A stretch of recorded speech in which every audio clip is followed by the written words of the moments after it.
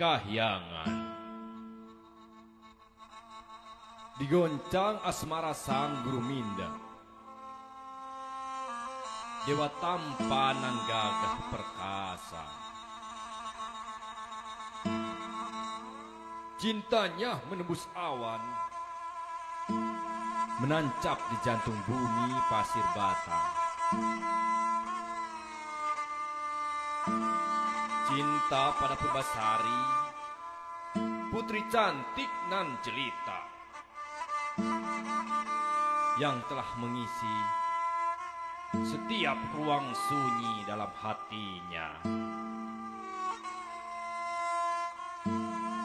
Wujud dewanya yang gemerlap takkan mampu mendapatkan kasih Purbasari yang hakiki.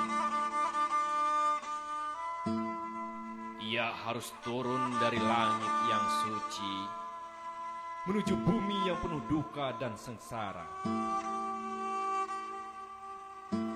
Ia rela melepaskan mahkota dan menanggalkan pakaian kedewataannya, lalu merubah wujudnya menjadi makhluk hina dengan cakar, ekor panjang, dan bulu-bulu hitam yang kelam.